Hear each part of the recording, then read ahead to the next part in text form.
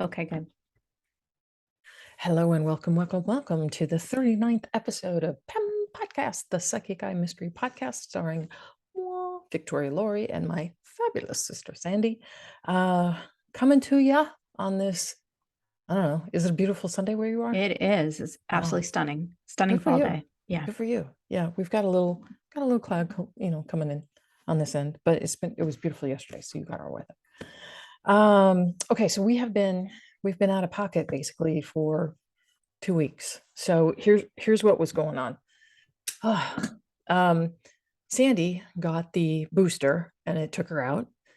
I got the norovirus and it took me out. And then it was your birthday weekend last weekend. Happy birthday. And I tried to finish a book, which I did. I finally finished it and turned it in on Wednesday. So we've just been clobbered. So this is why it took us 2 weeks. We're going to try, we'll try and record a few others to put in the pipeline, but we're busy, Sans. We are busy people. So what are you going to do? Anyway, so book promotion, Fitted for Felony, which is the 16th book in the Abby Cooper Psychic Eye Mystery series. It's the last one I wrote, but not the last one I've written. So it's the last in the series, but I've got another one coming. So any minute now. This was the first one that I self-pubbed. I'm really glad I did.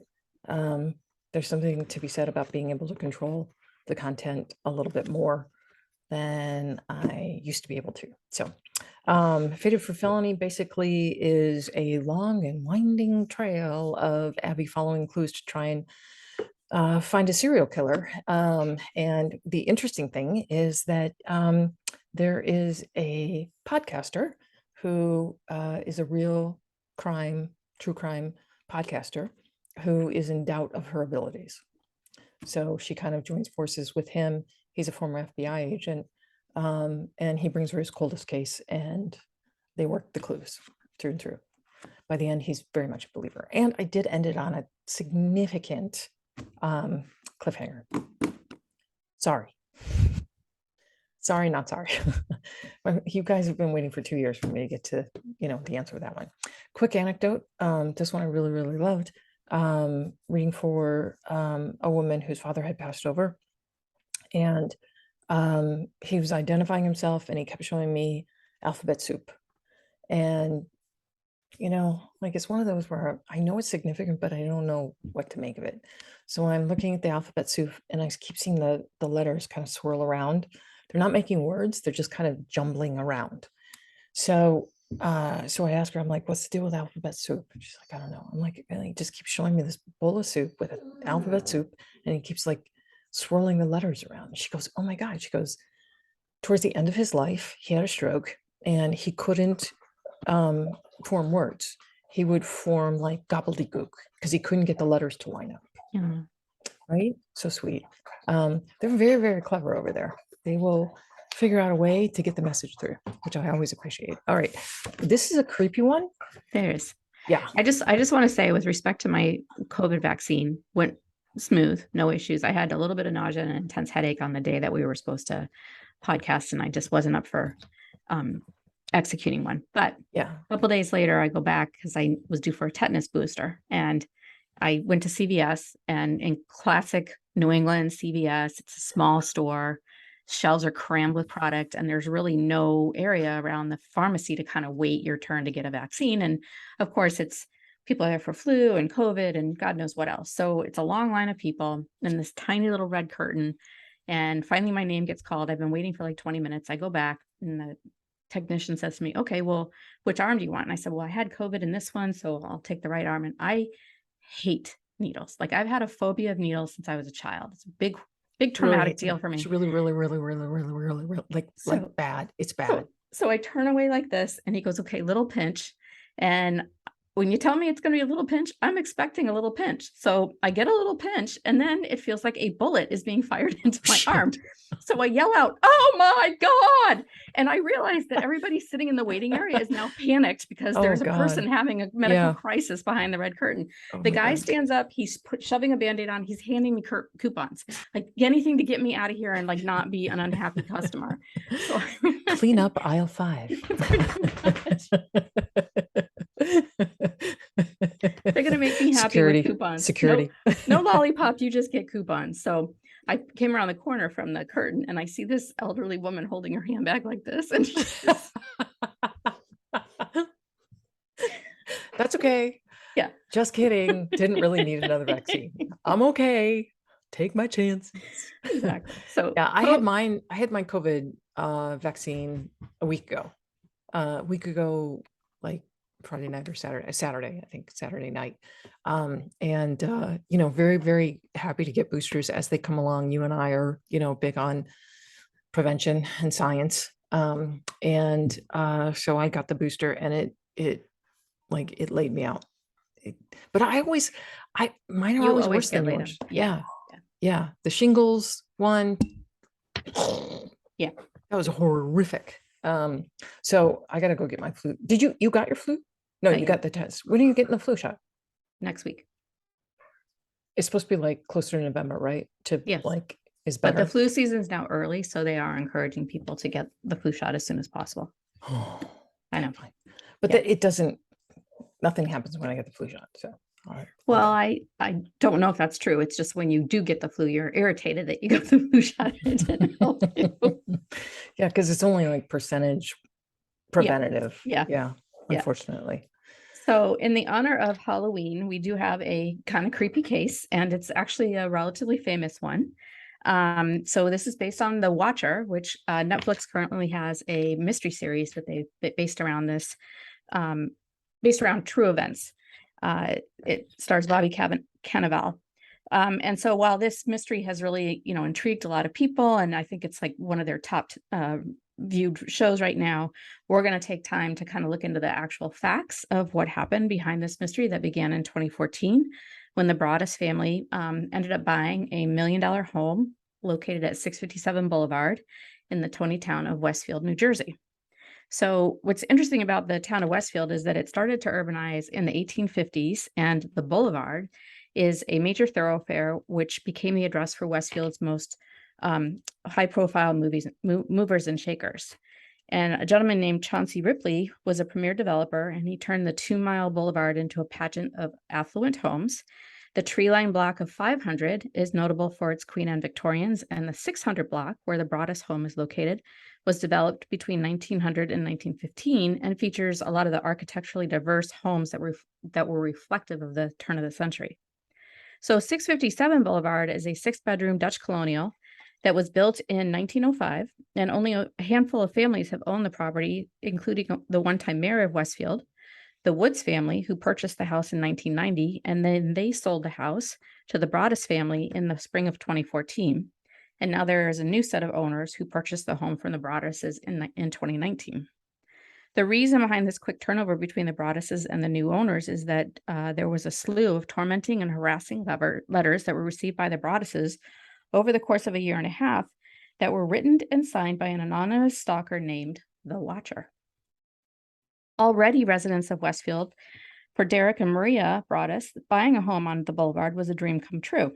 Maria was raised in Westfield and had always envisioned living on a well-known street, and for Derek, who grew up in a working-class town in Maine, to be able to buy a grand home on the Boulevard was the culmination of his professional achievements. He had just been named a senior vice president at a Manhattan insurance firm and finally had an income large enough to afford the $1.3 million house. So just after celebrating his 40th birthday, the Broadduses bought 657 Boulevard from the Woods in a very discreet sale. Before moving the family into their new home, Derek and Maria had made some plans to make some updates to the interior and had hired a contractor to reconstruct the basement. During the renovation process, they made frequent stops to their new home and often brought their children ages 5, 8, and 10 years so that they could play with several kids from the neighborhood while the couple chatted up with their new neighbors. One night in June, just after Derek had finished a long night of painting, he went outside to check the mail and found a few bills, as well as a white card-shaped envelope that was addressed in thick block-like handwriting, addressed to the new owner. But the envelope did not include a return address. So curious, he opened the envelope and read, "Dearest new neighbor at 657 Boulevard, allow me to welcome you to the neighborhood. How did you end up here? Did 657 Boulevard call to you with a force within? 657 Boulevard has been the subject of my family for decades now, and as it approaches its 110th birthday, I have been put in charge of watching and waiting for its second coming. My grandfather watched the house in the 1920s, and my father watched in the 1960s. It is now my time. Do you know the history of the house? Do you know what lies within the walls of 657 Boulevard? Why are you here? I will find out. I already see that you have flooded 657 Boulevard with contractors so that you can destroy the house as it was supposed to be. Tisk, tisk, tisk. Bad move. You don't want to make 657 Boulevard unhappy. You have children. I have seen them so far. I think there are 3 that I have counted. Are there more on the way? Do you need to fill the house with young blood? I requested. Better for me. Was your old house too small for the growing family? Or was it greed to bring me your children? Once I know their names, I will call to them and draw them to me. Who am I? There are hundreds and hundreds of cars that drive by 657 Boulevard each day. Maybe I'm in one. Look at all the windows you can see from 657 Boulevard. Maybe I'm in one. Look out any of the many windows look out many of the windows in 657 Boulevard at all the people who stroll by each day. Maybe I am one. Welcome, my friends. Welcome. Let the party begin." And it was signed in a cursive type font, The Watcher. After reading this disturbing note, Derek immediately became alarmed. It was after 10 p.m. and he was alone. And in a panic state, he raced around his brand new home, turning out lights so no one could see him through his naked windows. He then placed a call to the Westfield Police Department. The officer that arrived on the scene read the letter and blurted out, "What the fuck is this?" He asked Derek if he had any enemies, to which Derek replied no. The officer then suggested that Derek move a piece of construction equipment from the back porch to preclude someone from potentially using it to cause property damage. After securing the home at 657 Boulevard, Derek rushed back to his wife and kids, who were still living in their old Westfield home. Late that night, Derek and Maria sent an email to John and Andrea Woods, the couple who had sold them 657 Boulevard, to ask if they had any idea who the watcher might be. By the next morning, Andrea had replied to their email and shared that a few days before she and John moved out of 657 Boulevard, they had received an odd letter from someone calling themselves the Watcher. And like the note that was sent to the Broadduses, the Watcher also made mention of the fact that its family had over time looked after 657 Boulevard. However, Andrea shared with Derek and Maria that since she and her husband had never received anything like the Watcher's letter in their 23 years living at 657 Boulevard, she had tossed the letter in the garbage without too much thought. To be helpful, the Woods agreed to accompany Maria to the Westfield police station to meet with investigators. Detective Leonardo Lugo was assigned to the case and advised Maria not to tell anyone else about the letters, especially her new neighbors, all of whom were now suspects. The Broadduses spent the coming weeks on high alert. Derek canceled a work trip, and Maria watched over her children like a hawk. And despite their vigilance, someone vandalized their new property. Their general contractor discovered that someone had ripped out a heavy sign he'd hammered into the front yard. 2 weeks after the letter arrived, Maria stopped by the house to look at some paint samples and check the mail. Despite the misspelling of her last name as Braddus, she recognized the thick black lettering on the card-shaped envelope and immediately called the police. The typewritten note enclosed read, "Welcome again to your new home at 657 Boulevard. The workers have been busy, and I have been watching you unload carfuls of your personal belongings. The dumpster is a nice touch. Have they found what's in the walls yet? In time they will." The Watcher boasted of having learned a lot about the family in the preceding weeks, especially about their children. The letter identified the Broadduses' 3 kids by birth order and by their nicknames. "I am pleased to know your names now and the names of the young blood you have brought to me," it said. "You certainly say their names often. The letter asked about one child in particular, whom the writer had seen using an easel inside an enclosed porch. Is she the artist in the family? 657 Boulevard is anxious for you to move in. It has been years and years since the young blood ruled the hallways of the house. Have you found all the secrets it holds yet? Will the young blood play in the basement, or are they too afraid to go down there alone? I would be very afraid if I were them. It is far away from the rest of the house. If you were upstairs, you would never hear them scream. Will they sleep in the attic, or will you sleep on the second floor? Who has the bedrooms facing the street? I'll know as soon as you move in. It will help me to know who is in which bedroom, and then I can plan better. All of the windows and doors in 657 Boulevard allow me to watch you, track you as you move through the house. Who am I? I am the watcher and have been in control of 657 Boulevard for the better part of 2 decades now. The Woods family turned it over to you. It was their time to move on and kindly sold it when I asked them to do so. I pass by many times a day. 657 Boulevard is my job, my life, my obsession. And now you are, too, the Broaddus family. Welcome to the product of your greed. Greed is what brought you the house. Greed is what brought the past 3 families to 657 Boulevard, and now it has brought you to me. Have a happy day moving in. You know I will be watching. By now, completely rattled, Derek and Maria were no longer sure when or if they would ever move into 657 Boulevard. Several weeks later, a third letter arrived in the mailbox. Where have you gone to? The watcher wrote. 657 Boulevard is missing you. 657 Boulevard is turning on me. It is coming after me. I don't know why. What spell did you cast on it? It used to be my friend, and now it is my enemy. I am in charge of 657 Boulevard. It is not in charge of me. I will fend off its bad things and wait for it to become good again. It will not punish me. I will rise again. I will be patient and wait for this to pass, and for you to bring young blood back to me. 657 Boulevard needs young blood. It needs you. Come back. Let the young blood play again like I once did. Let the young blood sleep in 657 Boulevard. Stop changing it and let it alone. In yet another letter addressed to the Broadduses, it became clear that the writer was becoming increasingly angry and obsessive. Are you one of those Hoboken transplants who are ruining Westfield? The house is crying from all the pain it is going through. You have changed it and made it so fancy. You are stealing its history. It cries for the past and what used to be in the time when I roamed its halls. The 1960s were a good time for 657 Boulevard when I ran from room to room, imagining the life with rich occupants there. The house was full of life and young blood. Then it got old, and so did my father. But he kept watching until the day he died. And now I watch and wait for the day when the young blood will be mine again. I pass by many times a day.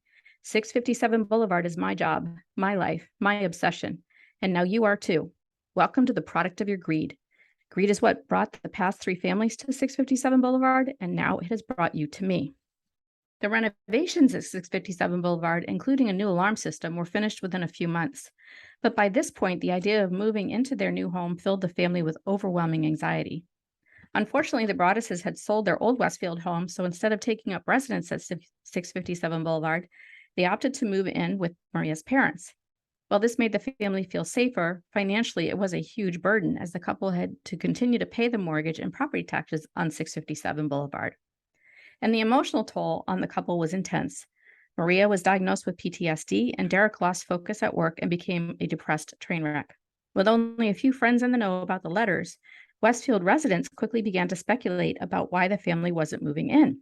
Was it due to legal issues, or perhaps the couple was getting a divorce?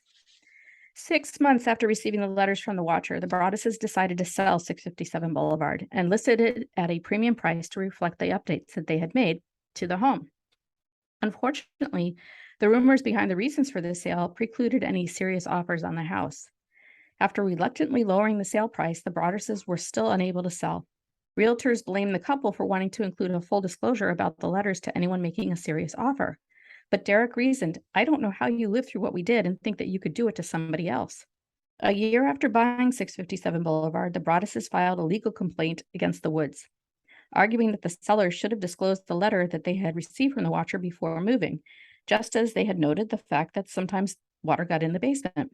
But for John and Andrea Woods, who were both retired scientists, the one letter that they had received from the watcher was odd but not threatening, as the watcher had thanked the couple for taking care of the house. Andrea claimed that they never felt stalked or watched while living at 657 Boulevard, and because they felt so safe, they rarely locked their doors when they went away from home. Unfortunately, their intent to reach a quiet settlement with the Woods backfired. A local reporter found the complaint, which included snippets of the watcher's menacing threats, and after a belated attempt by the Broadduses to seal that story, it went viral. News trucks and reporters swarmed the boulevard, and the Broadduses received more than 300 media requests. But per the advice of a crisis management consultant, the couple opted not to speak publicly about their situation. And to get away from the chaos, the family escaped to a friend's beach house. It was there that they had to explain to their children the reason why they had not moved into their new home. Obviously, the kids had plenty of questions. Who's the watcher? Where does this person live? Why is this person angry with us? But Derek and Maria had few answers. One second. Okay. Sorry, I thought the dog was choking. And she's not. Back in Westfield, with the letters now public, residents were on edge. Neighborhood children were terrified to walk down the Grand Street, and everyone was speculating about the watcher. To help allay residents' fears, at a Westfield Town Council meeting, Mayor Andy Skibitsky assured the public that the watcher hadn't been heard from in a year, and that even though the police hadn't solved the case, their investigation had been exhaustive. This was news to 657's neighbors, most of whom had never been interviewed or visited by the police, prompting several to post a letter of complaint to the local paper. With residents up in arms, citizen sleuths began taking matters into their own hands, and the case was now under a national spotlight. Westfield's veteran detective, Baron Chambliss, was asked to take the lead on the watcher investigation.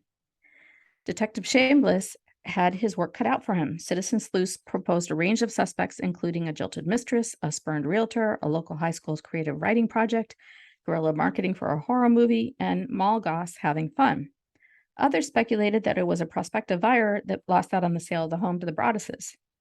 Bloomberg has ranked Westfield as the 99th richest city in America, so most Westfield residents are well-to-do families, and in 2014, when the watcher struck, the website Neighborhood Scout had named it the country's 30th safest town, making the Westfield housing market highly competitive. And whenever a home on the boulevard came up for sale, it drew a lot of interest, as the tree-lined street features some of the most desirable homes in town. As such, when John and Andrea Woods put 657 on the market, they received multiple offers above their asking price. So it is possible that the watcher might be someone upset over losing out on the house. But the Woods reported that one interested buyer had backed out after a bad medical diagnosis, while another had already found a different home, and all of which that enabled the Broadduses to buy their dream home without having to endure a bidding war. The watcher's letters indicated that whoever it was, they were likely to be someone from the neighborhood, as they made note of a contractor working on the property, provided details about Maria and Derek's children's nicknames and ages, and a particular creepy observation noted of one of the Broadus children using an easel inside an enclosed porch. Quote, "Is she the artist in the family?" Further, investigators determined that the letters had been processed in Kearney, the U.S. Postal Service's distribution center in northern New Jersey. The first letter Derek received on the night he was painting in the house was postmarked June 4th, before the sale was public. The Woods had never put up a for sale sign, and only a day after the contractors arrived. Derek and Maria showed detectives that the easel on the porch was hidden from the street by vegetation, making it difficult to see unless someone was behind the house or right next door. A few days after the first letter, Maria and Derek went to a welcome to the neighborhood barbecue across the street from their new home. It was there that Derek learned about the Langfords from John Schmidt, who lived 2 doors down. The Langfords lived between their two properties. Peggy Langford was in her 90s, and several of her adult children, including a schizophrenic son Michael, all in their 60s, lived with her. Having moved to the Boulevard in 1961, the family was known to be a bit eccentric, but were also considered to be harmless. Derek thought the case was solved. The Langford house was located on the porch side of 657, and the family had lived there since the 1960s, when the watcher's father, the letters had said, had begun observing 657 Boulevard. Richard Langfield, the family patriarch, had died 12 years earlier, and the current watcher claimed to have been on the job for the better part of 2 decades. A week after the first letter arrived, detectives questioned Michael Langford. He denied knowing anything about the letters, but the narrative of what he said matched things that were mentioned in the letters. But with no hard evidence and no admission of guilt, there wasn't much the department could do. Frustrated, the Broadduses began their own investigation, which included a map displaying when each of 657's neighbors had moved in, and the Langfords were the only ones there since the 60s, with overlays marking possible sightlines for the porch and the easel, and a circle for approximate range of earshot to estimate who might have heard Maria yelling the kids' names.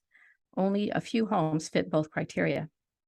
After a private investigator who staked out the neighborhood and ran background checks on the Langfords didn't find anything noteworthy, Derek, through a friend, hired Robert Lenehan, a former FBI agent, to conduct a threat assessment. Lenehan recognized several old-fashioned ticks in the letters and pointed to an older writer. The envelope was addressed to M/M Broderus, and the sentences had double spaces between them. The letters had a certain literary panache, which suggested a voracious reader, and a surprising lack of profanity given the level of anger, which Lenehan thought meant a less macho writer. While Lenehan didn't think the watcher was likely to act on the threats, the letters contained several typos and errors to imply a certain erraticism. There was also a seething anger directed at the wealthy, indicating that the watcher was upset about new money moving into town. Quote, "Are you one of those Hoboken transplants who are ruining Westfield?" And by the Broadus's relatively modest renovations also angered the watcher. "The house is crying from all the pain you are going through. You have changed it and made it so fancy. You are stealing its history."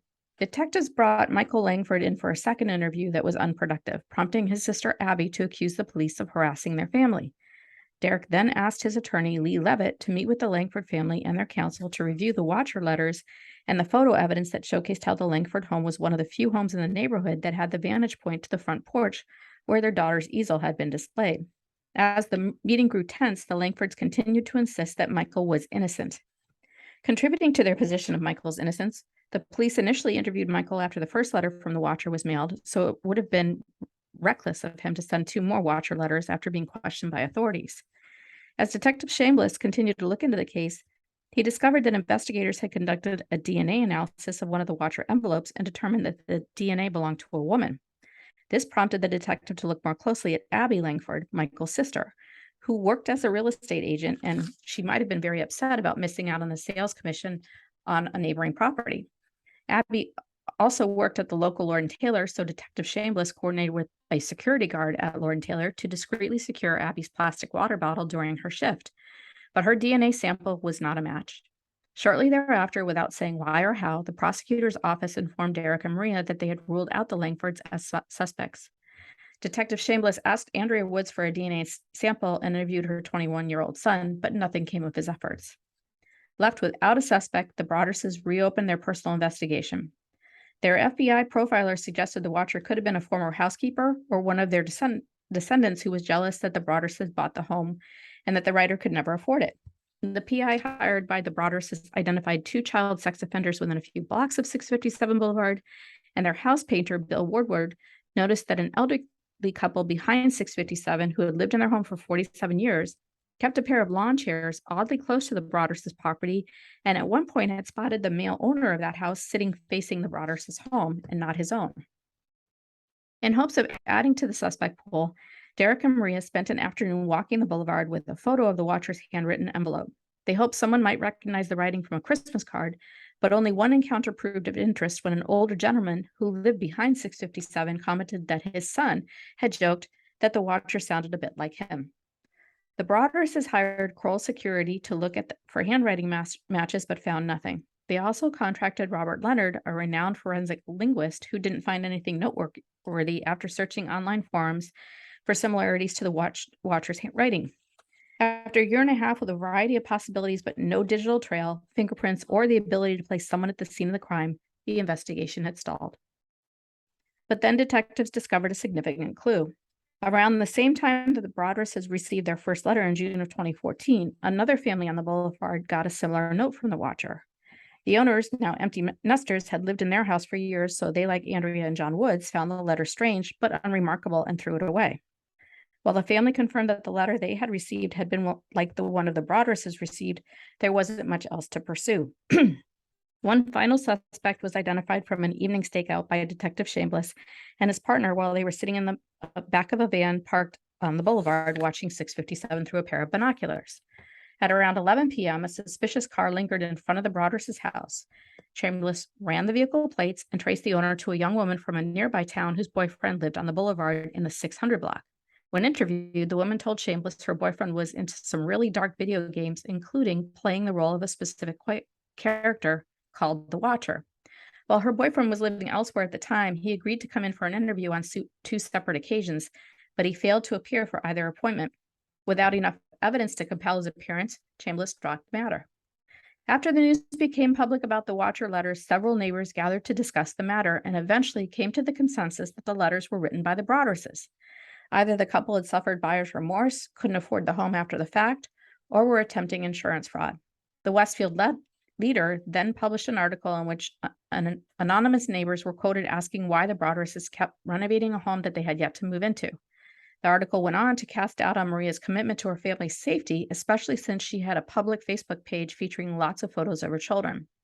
The article, however, also noted that the police had tested Maria's DNA and it did not match. Even though none of these theories made logical sense, the Broderses were surprised that their fellow Westfield neighbors were critical of their struggles and suggestions that they were the con artists, especially since the family had lived in Westfield for over a decade and Maria's family had been part of the community since she was a child. Derek and Maria concluded that what happened to their family so publicly was an affront to the contention that the residents felt safe. People don't want to believe this could happen in Westfield, Maria said. Feeling like outcasts from their own home and in their town, Derek was anxious to leave Westfield, but Maria wanted to stay to avoid uprooting the kids. So 2 years after the Watchers' letters arrived, the Broderses borrowed money from a family member to buy a second home in Westfield and kept the location private by forming an LLC. Once settled in their new Westfield address, in the spring of 2016, the Broderses put the Boulevard property on the market once again. Unfortunately, each time a potential buyer expressed serious interest and met with the Broderses' lawyer to go over the Watchers' letters as part of the property disclosure, they inevitably backed out of the sale. Believing that they were out of options, the Broderses' real estate lawyer proposed that the couple sell 657 to a developer for $1 million, who could then tear the house down and split the property into 2 sellable homes. Given that 657 was one of the larger lots in the neighborhood, the idea seemed plausible. But the Westfield Planning Board would have to grant an exception, as 2 smaller lots would be 67.4 and 67.6 feet wide, just shy of the mandated 70 feet. In January of 2017, when the Planning Board convened to rule on the Broderses' application, more than 100 residents showed up to the meeting. After James Forrest, the Broderses' attorney, made their case for the 3-foot exemption, a stream of neighbors stood to speak out against the proposal, each seeking to preserve the historic elegance of the beloved street. At the conclusion of the 4-hour meeting, the board unanimously rejected the Broderses' proposal. Even if the plan had gone through, it would only have stemmed their financial bleeding. On top of the mortgage and renovations, the couple paid around $100,000 in Westfield property taxes. The town had denied their request for relief, and they spent at least that amount investigating the Watcher and exploring creative ways to deal with the home. Shortly after the planning board's decision, the Broderses got some good news. A family with grown children and 2 big dogs had agreed to rent 657 Boulevard and were safeguarded by a clause that enabled them to break the lease if another letter from the Watcher was received. 2 weeks later, after the renters had moved in, a letter from the Watcher arrived. Violent winds and bitter cold, to the vile and spiteful Derek and his wench of a wife, Maria. You wonder who the Watcher is? Turn around, idiots. Maybe you even spoke to me, one of the so-called neighbors who has no idea who the Watcher could be. Or maybe you do know and you are scared to tell anyone. Good move. I walked by the news trucks when they took over my neighborhood and mocked me. Their surreptitious investigation efforts. I watched you as you watch from the dark house in an attempt to find me. Telescopes and binoculars are wonderful inventions. And the attempt to tear down the house. 657 Boulevard survived your attempted assault and stood strong with its army of supporters barricading its gates. My soldiers of the Boulevard followed my orders to a T. They carried out their mission and saved the soul of 657 Boulevard with my orders. All hail the Watcher.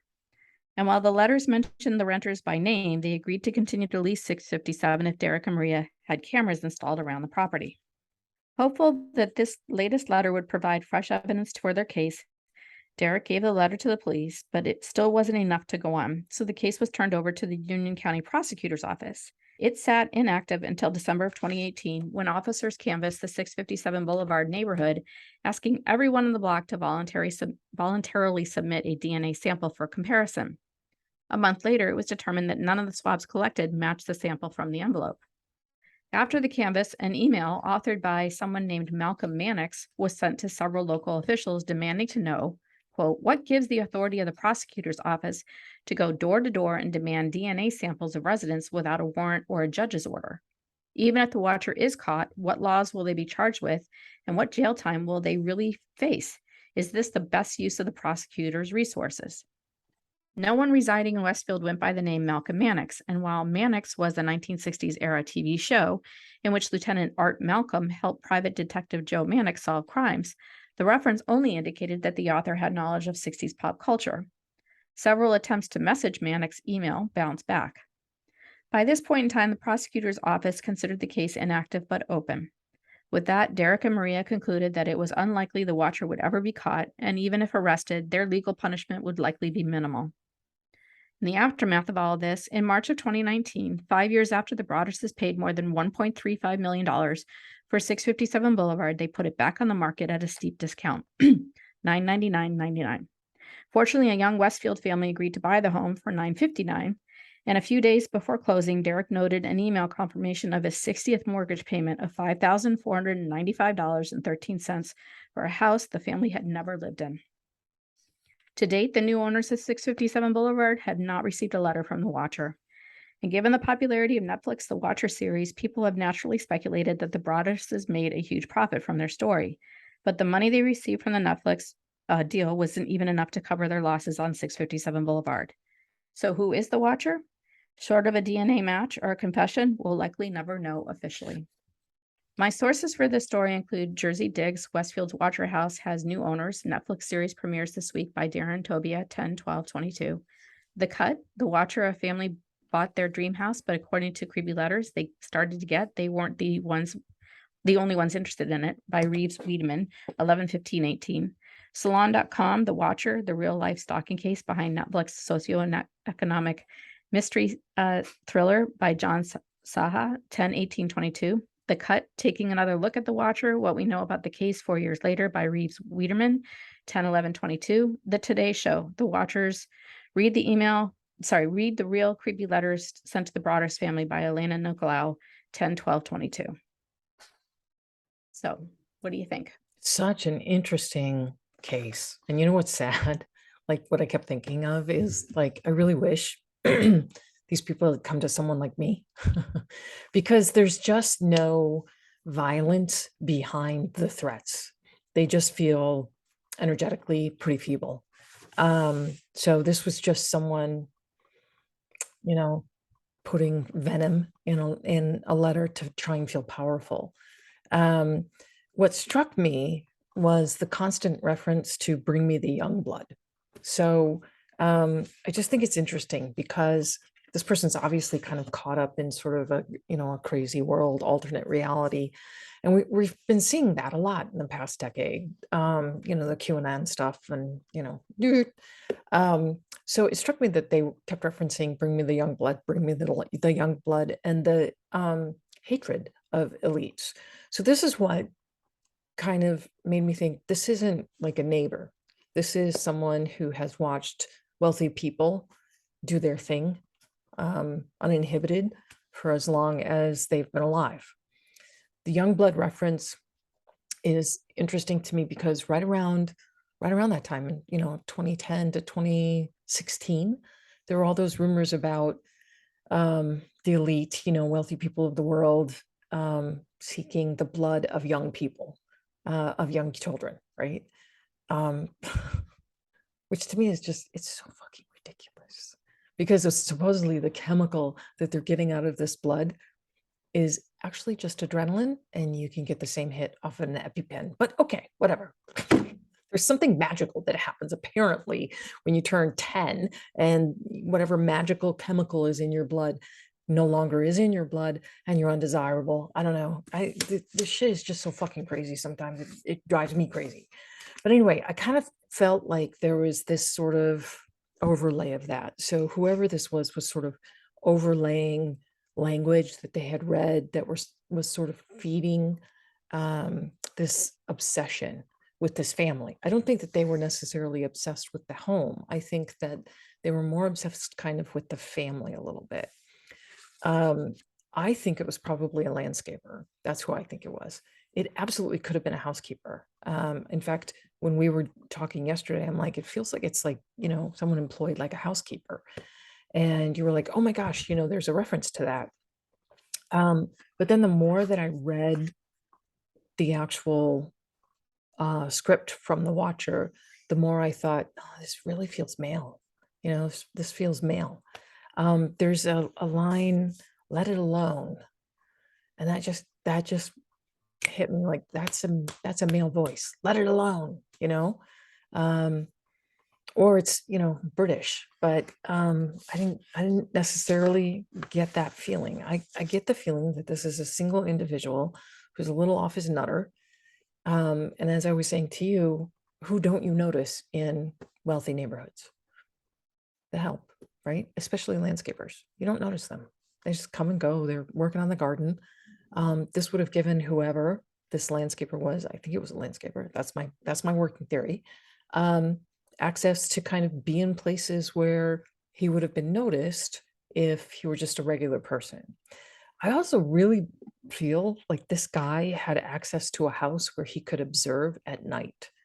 So my thinking is that he had some sort of key or access to a home that was nearby the Broaduses and was able to kind of sneak in and observe through windows and then sneak back out.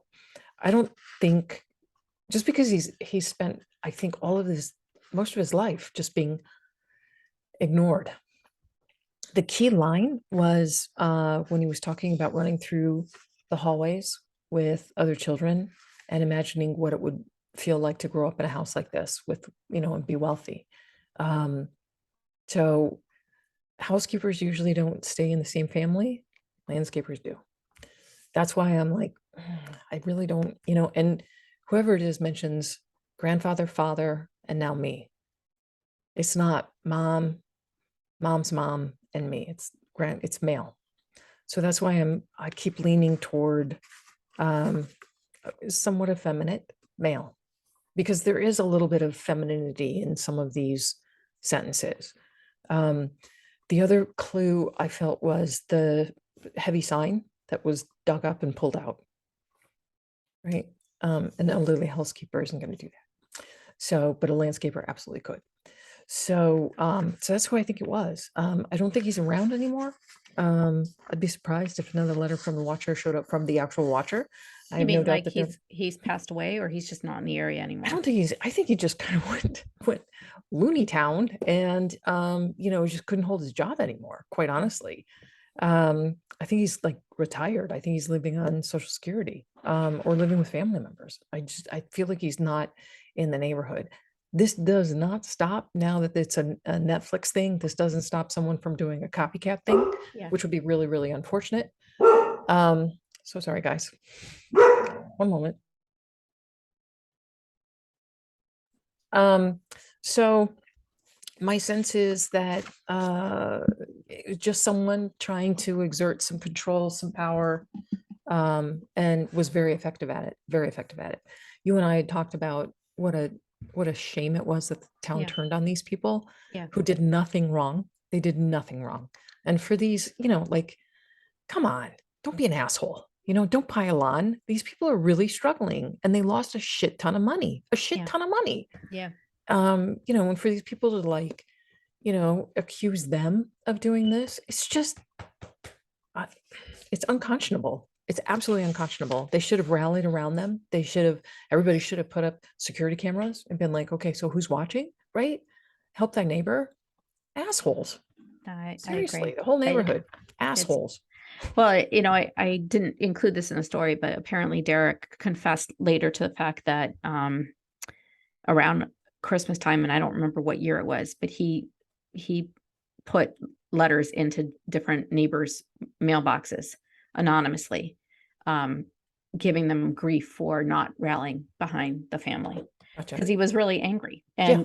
And this was a way to capture attention, Mhm. like that they would pay attention. I got a letter. Mhm. Because that was sort of the modus operandi of what had driven Right. them out of their house.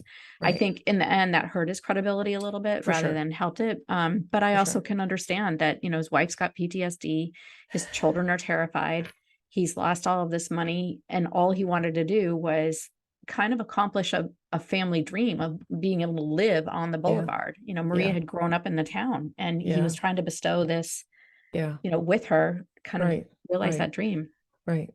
So Yeah. Great. Absolutely, Sans. And this is again why I really wish had consulted a psychic, because we could have said, oh, there's no there there. This is just some loon. Don't worry. It's fine.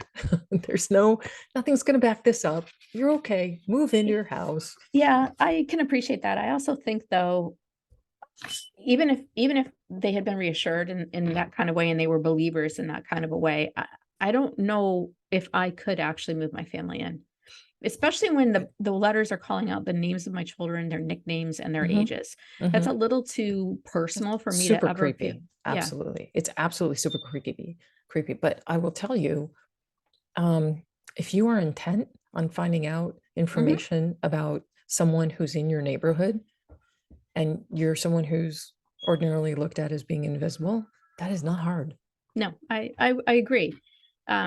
It's just really overall very creepy case, very sad Mhm, case. mhm. I'm sad that this person was as unbalanced as they Vicious. Yeah. unbalanced, and that the neighbors did not rally behind Right. the Right. family. I'm also sort of like, wait a minute, you guys sold this story to Netflix and you didn't make a good, I mean, Yeah. Well, Netflix is cutting way back because they were true, way overextended. So they're paying a lot less for stuff. understood. I Yeah. If understand. they'd only closed the deal, a few years ago, man, they would have, raked in the income. And there's probably a back end royalty deal anyway. I hope So so. there's probably, something on the back end. Let's hope. I hope so. Um, but they lost what, like close to $1 million. Yeah, Yeah. So Netflix probably offered him probably between 250 and 5, I would that's what I'm think. thinking. Yeah. I'm really hoping that they turn it into a book. I'm hoping that, I'm sure that they've already been contacted by many a publisher who are like, we have the ghostwriter for you. Yeah. Um, so, you can kind of almost see it becoming kind of a little bit of an Amity, Amityville thing. But yeah, I don't, there's no evil spirit. This is just someone really, unfortunately, out of touch with reality, got a taste of power and went with it. Do you think the person will ever get caught, or they'll ever No, find out who it is? nope, no, Hmm. I do not. Nope, nope, nope, I don't. Mm-mm. I really don't. I would love it if they did, but like, as Derek concluded at the end, it's a misdemeanor, Yeah. threatening family. So, and if it's an older person, then I feel it is. I feel it's someone in their early to mid 60s. Um, what are they going to do? Make them do community service, hard labor? It's Restitution, already a little potentially. unbalanced. Yeah. So it's really it's very unfortunate for this couple because they suffered so much for something that really wasn't their fault. Um, and the kids suffered too, because you can imagine that's their college fund, you Yeah. know? Well, I think they suffered mentally and Mhm, financially, which is mhm. just that's what Poor Maria makes it with so creepy. PTSD. Yeah. And poor woman, Yeah. and she's got to feel like, because she really wanted to stay in the neighborhood, both before and after, that a lot of the blame goes to her, and none of the blame goes to her. None of it. None of it goes to any member of this family. Zero goes to this weirdo. So if you get a threatening letter in the mail, yes, definitely let the police know, but maybe call a psychic that you trust and be like, is there any energy that I need to be worried about? And I, to be honest with you, you can feel violent energy. I did a reading for a woman a couple weeks ago. This is an interesting thing. Quick ending on an anecdote. Her niece had called her and said, I had a dream that my cousin, her daughter, was going to be attacked. And it turned out that this woman's daughter had just moved into a really dicey neighborhood and in the city, and had to park 2 blocks away in order to get to her apartment. And she'd moved in with her boyfriend, but I said, this woman's, when I read for the mom, I'm like, your daughter's very pretty, right? She's like, yeah, she's like 5'8", blonde, thin, gorgeous. And I'm like, there are definitely eyes on her. She cannot move in there. She's like, well, she's already there. I'm like, get her out, move her out. So the energy was really, you can feel the violence. You can feel it. It's loud.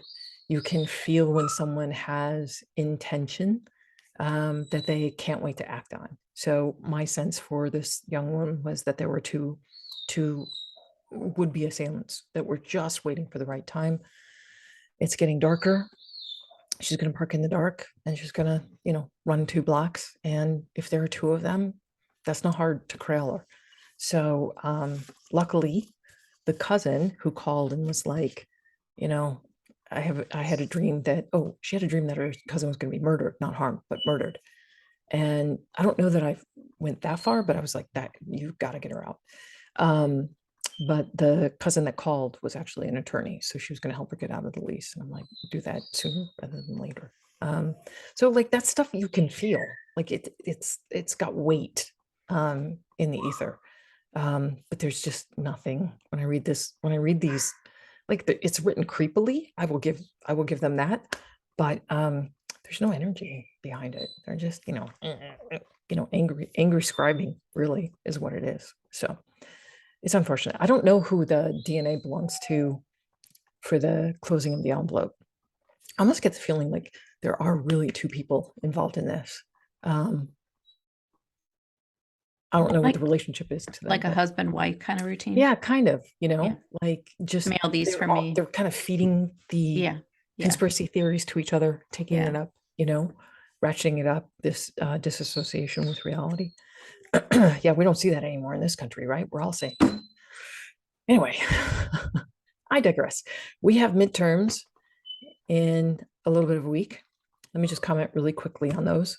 I am going to send out a newsletter coming. It's coming because I can really feel the tension and people are really nervous and worried.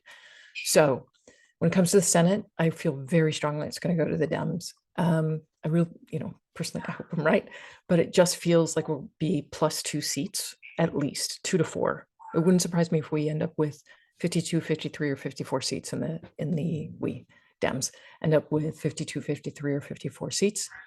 The House, I think it's going to come down to 1 or 2 seats. I really do. And I don't think we're really going to know for weeks who has control of the House. When I move out in time out, it feels like it ends up in the Dems. It feels like it ends up blue. But it's so tight. It's so tight that I can't say certainly, one way or the other, because truly it feels like it comes down to 2 seats. So we'll see. It's very important that everybody exercises their right to vote. Absolutely. Please, please, please, please, please don't set this one out. Please don't. Go vote, vote, vote, vote, vote. Democracy is on the docket. I do not hide my political beliefs. So I believe in democracy. I believe in a woman's right to control her body, to have bodily autonomy. I believe in science. I don't believe in any of this QAnon bullshit. So on that note, but I will be sending out another newsletter if you want to learn.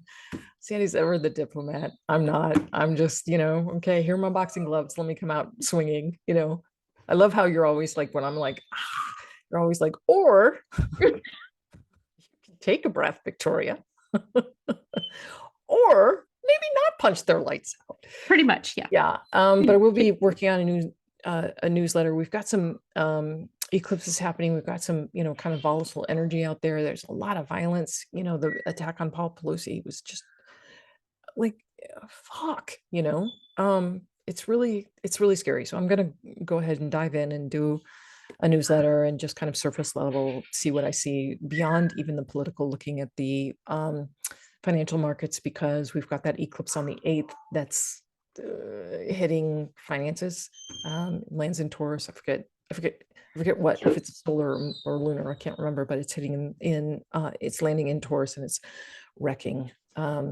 causing havoc in a lot of the financial markets. And I know the Fed is like, let's raise rates again, which is really disappointing because I really feel they're overcorrecting. But I'll be taking a look at all of that. And I don't long-term, honestly, feel there's a lot of reason to worry.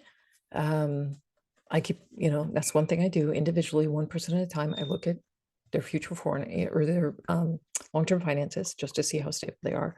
And I have not seen anybody's go over a cliff yet. So fingers crossed. I think we're going to be okay. If you want to learn more, go ahead. One quick second. Yeah. I think you posted to Facebook that the eclipses were causing a lot of people to like purge from their home, Yep. Declutter.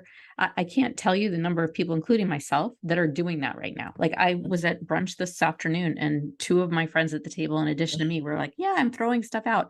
One actually had a dumpster delivered to her home yesterday, filled it up. Wow, good for her. And Yeah. Well, you and I know, did a purge like almost at the exact same time because I Yeah. moved and you were just going through the boy stuff, getting rid of, anything that pretty wasn't much. necessary. Yeah. Yeah. And there's a lot of that. Yeah. Teenage Yeah. So if you're going through a 22-year-olds. purge, you can blame the eclipse that happened. There was like October an 25th. astrological influence Yeah. leading up to that. If you recently have changed how you look at a friend or an acquaintance, if you thought they were great and then they suck, suddenly suck. Who could I be referring to, Sandy? I had one of those in my own life, unfortunately. Anyway, Emmy's hungry. If you've sort of swapped opinions about someone in your life, that's also part of this past eclipse that happened on the 25th. That was a mover and shaker. The thing with eclipses is sometimes they have an effect exactly 30 days later. So if you were like, I haven't felt the need to purge and I don't look at anybody else differently, wait until around the 25th of November to really kind of cement it.